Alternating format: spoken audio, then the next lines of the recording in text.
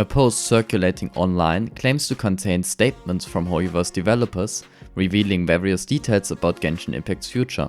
One of these claims is that Genshin Impact is no longer Hoyoverse's top priority. This had sparked outrage among players, with many taking to Twitter to complain. They often use screenshots and videos from the game as evidence of a lack of content. This video will focus on analyzing the truthfulness of these claims by examining Hoyoverse structure, known projects, and the company's overall situation. Hoyoverse's offices are spread across multiple buildings, and each building houses a different game. There's a building for the Honkai series, a building for Zone Zero, and the main building dedicated to Genshin Impact. This physical separation suggests a dedicated development team for each project. The location of the Genshin Impact team in the main building could be seen as signifying the game's importance to Hoyoverse. After all, Genshin is largely responsible for the company's current global success. However, rearranging office layouts isn't a quick solution for changing priorities. Hoyoverse is gearing up to launch its next game, Zone Zero, which explores a different genre from the previous titles. This urban fantasy action RPG incorporates roguelike mechanics. The third closed beta test, which is about to start, is likely the final beta before the game's release in fall 2024.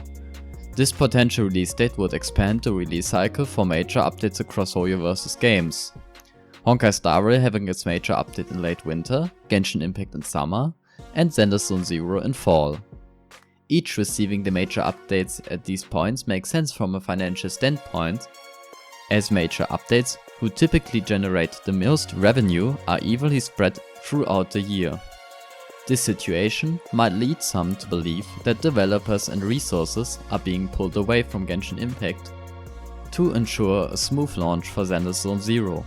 However, this seems unlikely.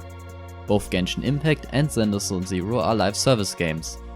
Genshin Impact has proven Hoyoverse's exceptional planning skills, as they've never had to delay content updates, with the exception of the extended Ayakavenna during a strict lockdown.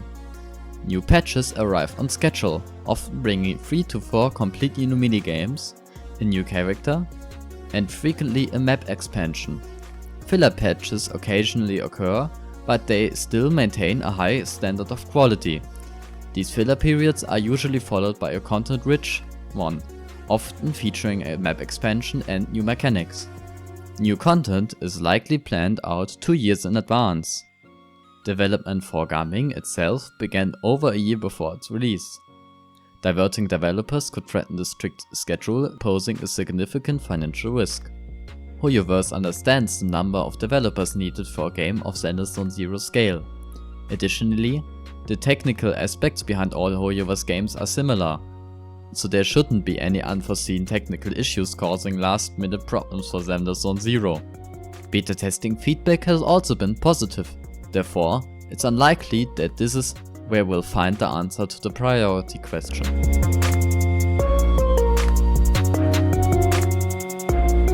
The rebranding of MiHoYo to Hoyoverse outside of China signifies the company's future plans. In the announcement, the Shanghai-based company stated their mission in establishing Hoyoverse is to create a vast and content-driven virtual world that integrates games, anime, and other diverse types of entertainment, which will provide players with a high level of freedom and immersion. Essentially, Hoyoverse aims to build a metaverse. However, building a metaverse requires significant investment. Meta's metaverse project reportedly cost $36 billion as of 2021. Estimating Hoyoverse revenue is difficult as they remain a private company. Their revenue on Android and iOS surpasses $4 billion by the end of 2022. If this trend continues, and assuming similar revenues on PC and PlayStation, Genshin Impact could reach $8 billion in total revenue from in-app purchases on Android and iOS by 2024 and $16 billion over all platforms. Honkai Star Rail has also performed well, reaching a similar milestone of $500 million in revenue within 3 months of its launch, just like Genshin Impact. Although Honkai Star Rail falls slightly behind Genshin Impact, I believe it will reach $10 billion by mid-2025. Therefore, without Zone Zero, Hoyoverse would have made $26 billion from Genshin and Honkai Star Rail by mid-2025. This is still $10 billion less than what Meta spent by 2021. Therefore, generating more income for the future plans becomes crucial for the success of Hoyoverse. They cannot afford to let their primary source of revenue dry up. I believe this statement holds some truth. Hoyoverse has ambitious plans and it's natural for management to prioritize their next big project. However, this doesn't necessarily mean Genshin Impact will be neglected. It has a massive budget and a team of roughly 700 developers.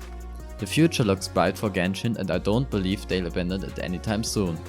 These developers are currently working on the next version, which is expected to be very content rich. Thank you for watching. A lot of my work went into creating this video.